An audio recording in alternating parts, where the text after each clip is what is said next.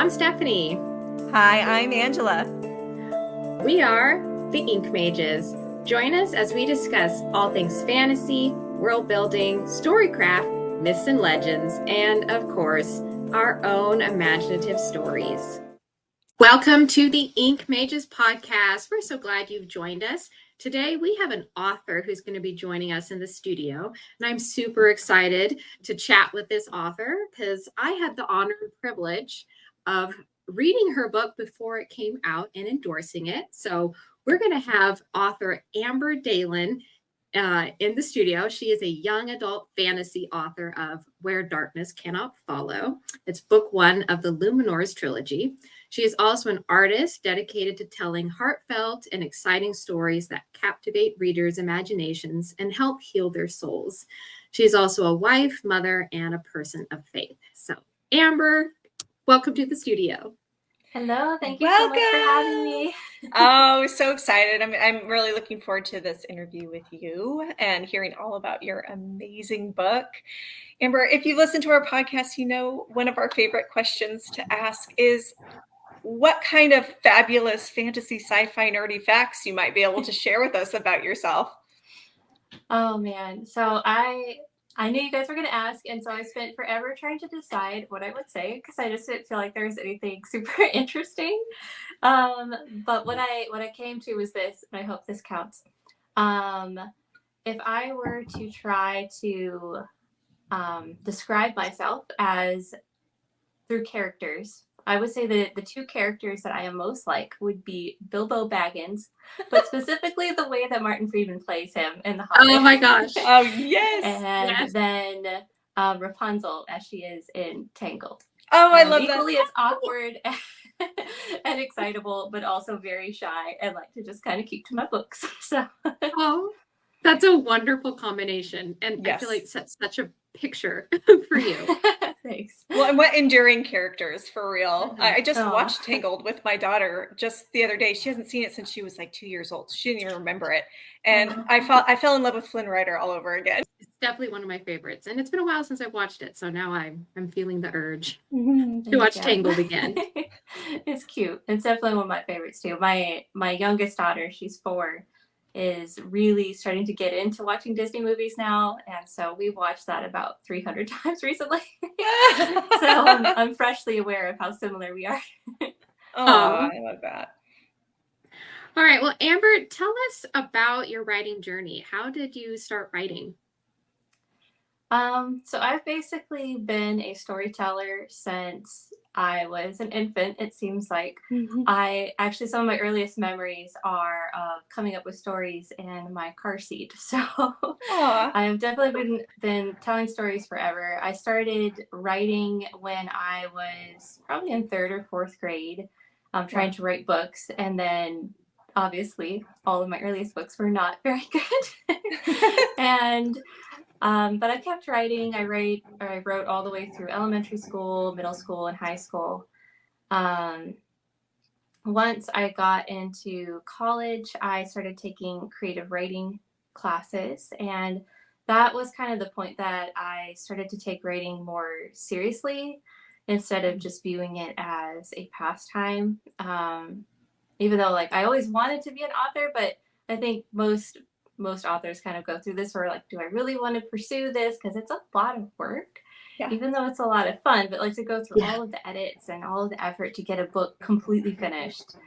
And plus you're also putting yourself out there. And so it's just, there's a lot to think about. But once I got into creative writing college, I met a teacher. She was actually the director of the creative writing program at the school.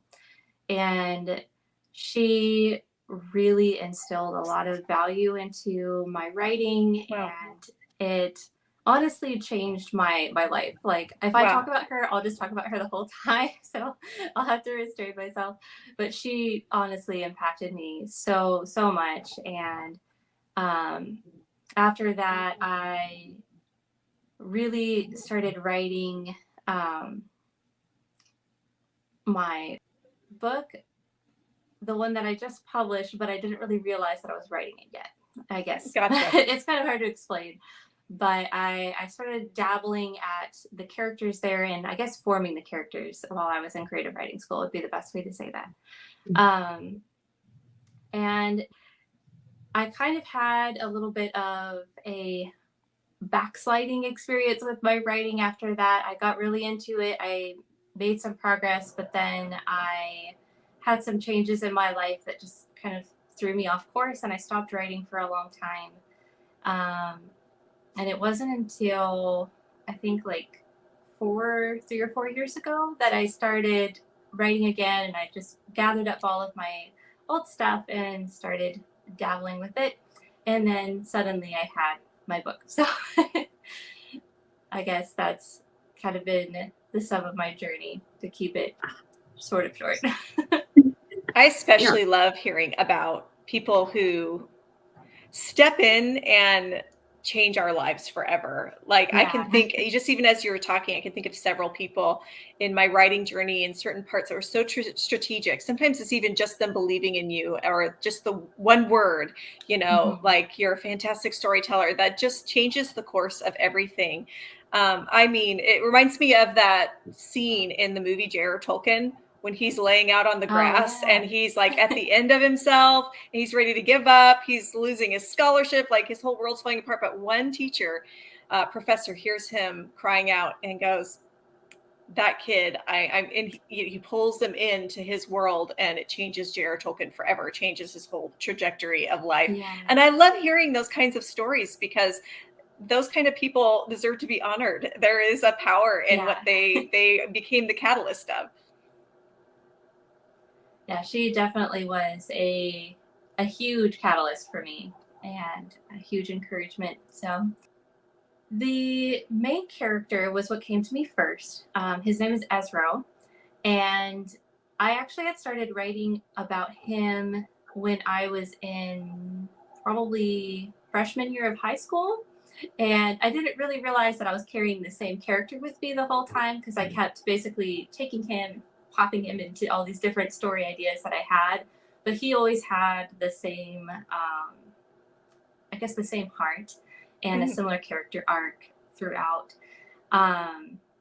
So he was what came first.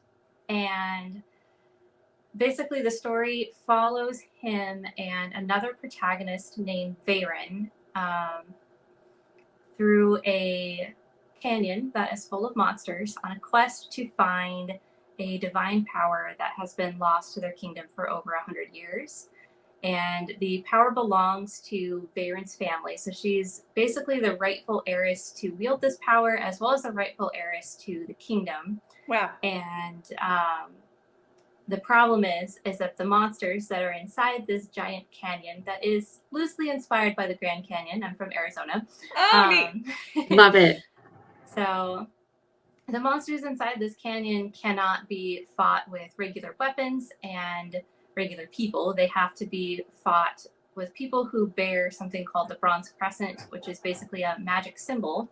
And the magic symbol, the Bronze Crescent, also has to be on the weapon. So someone has to have the crescent and the weapon in order to fight the monsters, and Varen has none of those things, yet she was going to try to do it alone until Ezra shows up and decides that he's going to help her, because he unfortunately has these things. I love your dual point of view. Like, did you always decide that you were going to write the two, or did you just start with Ezra and then realize, Varen came along, and now you have this beautiful like marriage of two characters that are both, they have struggles. And I know it opens with Ezra, and I just fell in love with him and like felt like, oh, I wanted to root for him from the first page.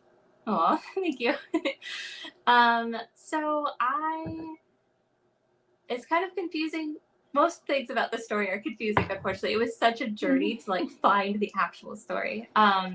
Because the most recent draft before the one that turned into the story that you read, Varen wasn't even in it until like the final act of the story. Wow. And so she was kind of, I wouldn't really say she was an afterthought, but she was just not supposed to be what she became. There was a different female protagonist in the story that Ezra was supposed to be romantically interested in, and she was the other character in the dual narrative. And so that part, yes, I did always want there to be a dual narrative, but I wasn't really expecting it to be Veyron until I got to the point where she came into the draft, and I saw that there was just this special little spark between Ezra and Veyron that was not there with this other character. And I was like, I'm starting over with Veyron as the female protagonist. And so there we are. So that's kind of how that came to be. So from what I'm hearing, there is a little bit of a romantic side to your story.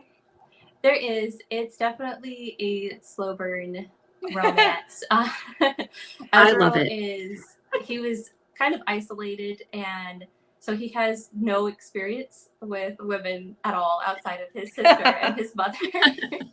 And then Veyron is coming from, she had a friend who was originally accompanying her on this journey, and her friend, while they weren't actually together, they had feelings for each other.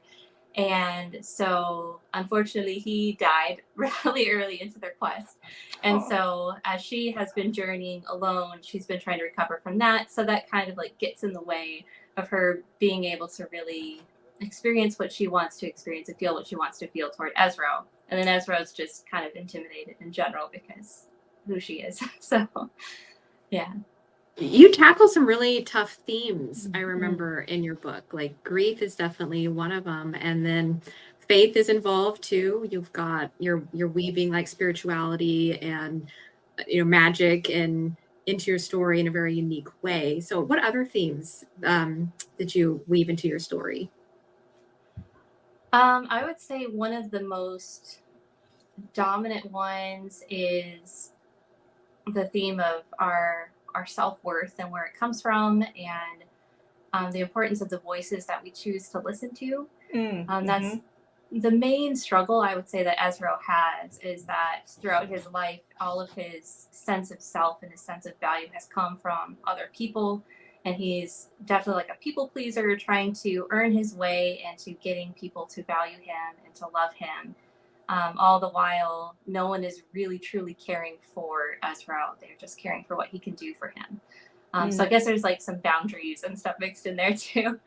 But a lot of it has to do with just his own feelings toward himself, and especially when you factor in the Bronze Crescent that I was talking about before, that enables him to fight the monsters.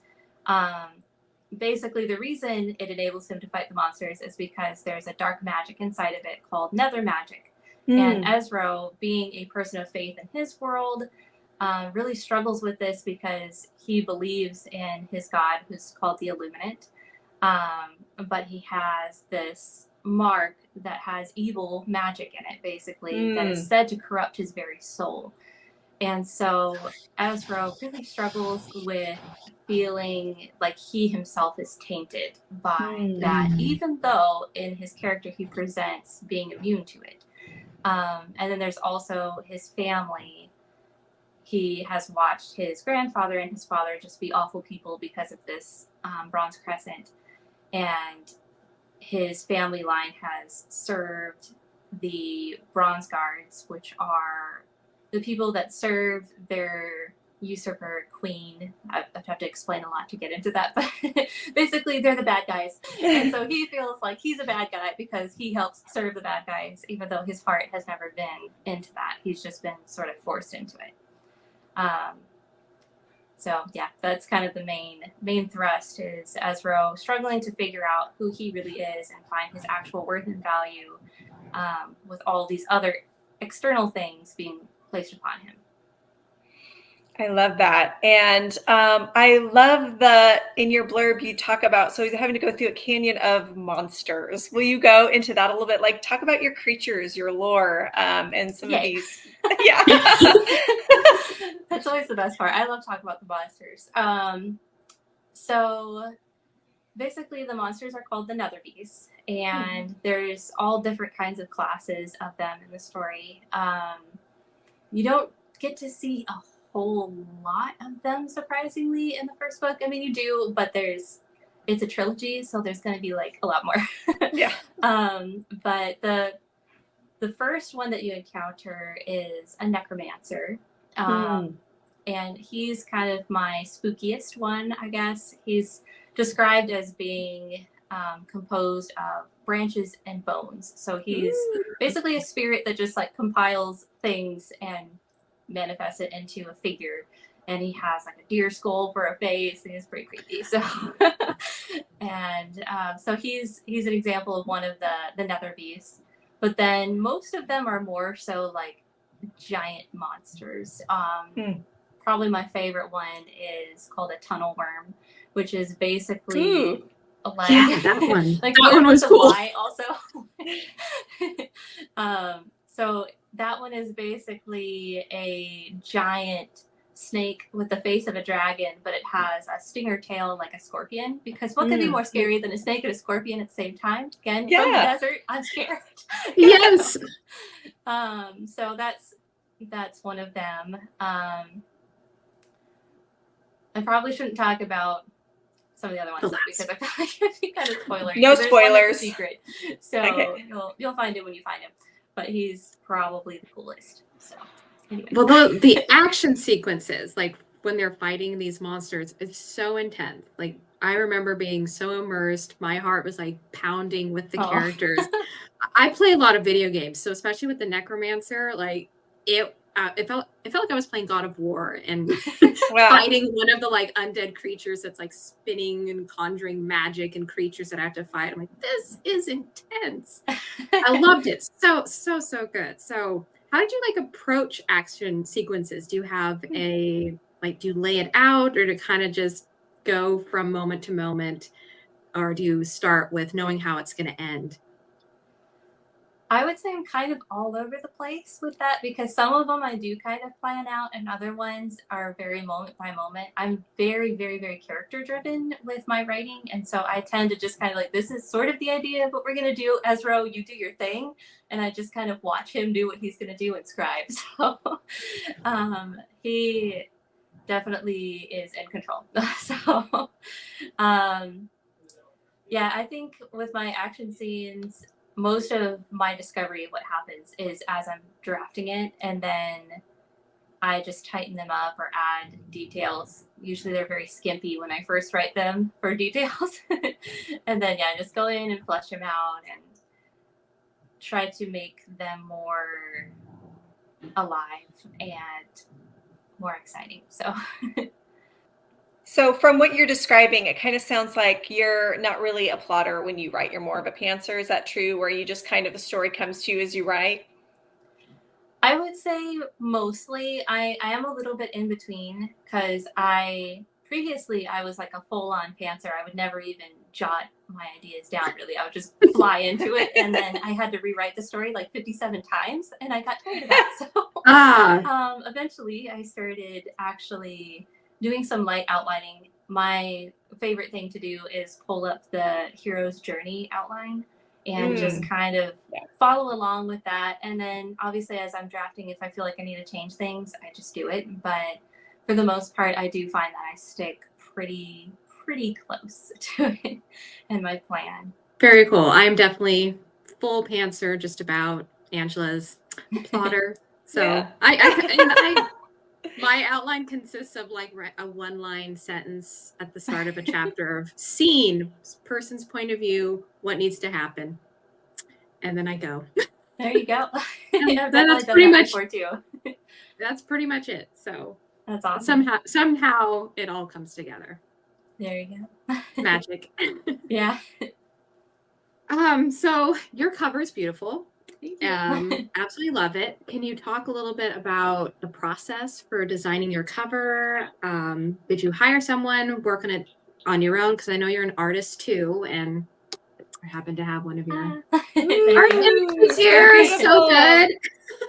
Thank you. Yeah, you did a tremendous job. So love to hear about the process behind that. Sure. So I did hire for my cover and for the formatting. I went with, she's called Kairos Book Design. I met her through Instagram. She is awesome. And she did a couple different concepts for me. Basically, I just she asked for me just to like brain dump just anything and everything. She had some pointed questions and I just spewed everything. It was the lengthiest thing anyone has ever seen. She could have just read the book and the time it took to read my notes, I'm sure. But she was awesome. She gave me a few different concepts to go with, and we ended up deciding on the one that you have there. She and I went back and forth a lot just in like the little details. She incorporated some of my own art into the cover. Yes. There is a line art kind of faded into the inner flap of the hardcover or on the back of the paperback that is of the worm that I was talking about. So that was my drawing that she put on there, which is really cool. And then I think the little moons on there were my little moons. But these ones? Yeah, just the little Nice. faded things. But everything else on there was her. And then on the inside, there are designs. Most of those are hers, but on the quote page, there's one that has there's like a sun and a tree. I'm trying to describe it for people that are just listening. It's a sun and a tree with like a crescent on the top. And that was something like a graphic that I created on Canva. And then she was able to like incorporate it and add some more layers to it and just make it cool. So we just did a lot of collaborating, which was fun. And then the interior, like I guess it would be called the naked cover on the hardcover that is underneath the jacket. That was my design. That I also made in Canva. Oh my gosh, I don't even think I looked at it. Wow. It's gorgeous. Wow. That is gorgeous. Yeah. Stunning. I am really blown away. It's like art. It's like an art piece. Oh, this thank you. It was a lot of fun. So now that you have this book being published, what's next for you? Like, what are you working on next? I know you mentioned something about a Kickstarter.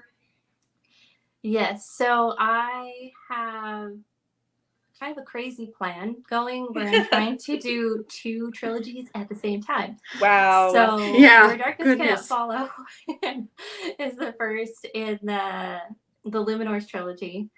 And so that one, just came out on July 15th. And then I have the first book of my other trilogy, which is called the Imperial Guardian trilogy. That book is going to be coming out in the spring of 2025. Ooh.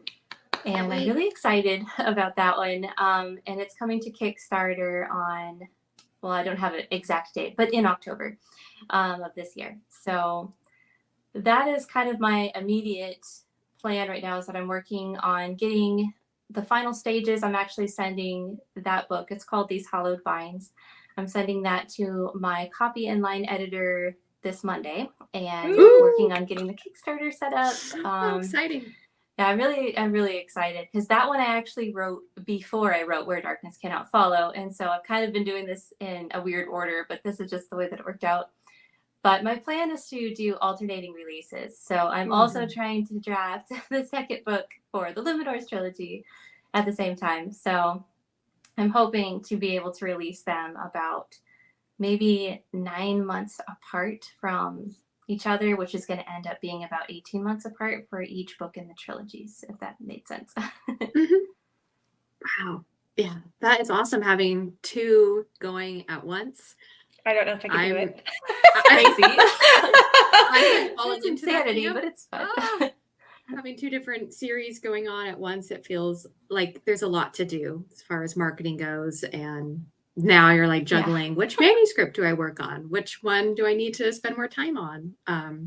So yes, I feel you. Can you talk a little bit about starting a Kickstarter? Because you did a phenomenal job. I took part in the Kickstarter. That's where I got the hardback with the bookmark and the lovely art piece. So you had it laid out so well with tiers and all that. So it looked like a lot of work. It was a lot of work. So goodness, the Kickstarter was probably the hardest thing of all of the things that I did. I spent probably about like 2 to 3 hours a day for over 2 months, maybe even 3 months preparing Wow. all of the stuff, because I was also doing all the graphics, like creating the bookmarks and designing the character art and drawing the character art. Like, so it was a little bit more than what some people do, because some people just hire for certain things. So for those that are considering doing a Kickstarter, it might not be as difficult for you as it was for me. I just did everything, so I made it harder than it needed to be. But I spent quite a lot of time studying other people's Kickstarters and listening to podcasts. Gosh, now I'm blanking on what the one that I mostly listened to was. But there's a certain podcast that I listened to that really helped me to get an idea of what I needed to do and the time frame for things. And of course, I did not take them at their word as much as I should have for how much work it was going to be. But yes, so just beware. It is a lot of work. It's a lot to manage. But at the same time, you are also in control of how much work you want it to be. And I decided to be a crazy overachiever with my first one, with Where Darkness Cannot Follow. I am taking a much lighter approach with my next one in October for these hallowed vines. But basically, some of like the main things that helped me was just learning how to structure everything in a way that was compelling and exciting for people, making sure that you actually like take the time to have really nice graphics, and you get people connected to your story first and save yourself for the last thing, because no offense to us, but we're not really what they're there for. Like most of the people that are popping onto Kickstarter randomly, I mean, we do have like our friends and our family that will be there for us that would love to read our bios. But as far as getting more people involved, start with the story and really focus on the heart of the story and helping people get connected with the themes and just the content in general, just kind of like how you would market your book anyway. But as far as like the rewards tiers go, I think I had too many on my first one. There's too many options. But I think Kickstarter recommends you have like up to 10 or around 10. And I think I had like 15 or something. But yeah, so I don't know if any of that was actually helpful. I just started rambling about it. No, if you have pointed questions, I could answer those probably better. Well, you had a lot to offer. So you did have you did character art, you had bookmarks, you had stickers. I think you even had like tattoos possibly. I mean, it presented really, really well. So I was really impressed, and I knew I could tell you put a lot of work into it. And since I follow you on Instagram, I knew like afterwards you're like, I'm signing off for like a couple of weeks. I was like, yeah, you go rest, because I can't imagine. Yeah, it was intense. I'm sure it was rewarding, because it was, you know, it gets funded, and then woohoo, that must feel good. Yeah, it was really, really awesome, because I was so scared. Like I didn't know why anyone would contribute, like not to speak against my story, but just I'm, a first time author coming out of nowhere being like, hey people, I need your money, basically. And so I was so nervous, but changing my mindset and just kind of reminding myself that it's not me asking for their money. They're getting something out of it. They're getting exclusive things that they wouldn't get otherwise. And people feel good about things that they're involved in. And so it was just cool. It was really fun to get people excited about the story and see how many people actually cared and showed up and were excited about the artwork and everything. So it was really cool.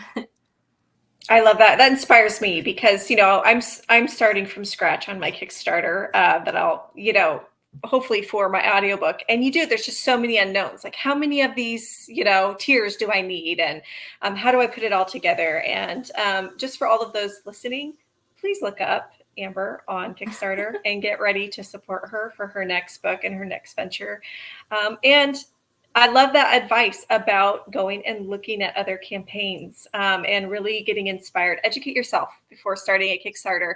And really, I think our stories are worth investing in, and people get to experience them and be impacted by the stories that we tell. So it's definitely worth investing in these stories. And I'm so glad that you're putting yourself out there and that you've got such a beautiful book out of that. I mean, well worth it. It definitely inspires me. I'm inspired to try Kickstarter, and it's worth the work. You put in work and you reap from the work that you put in. So that gives a good clue, hopefully, to all of our audiences who are struggling to afford publishing or do the next steps. Check it out.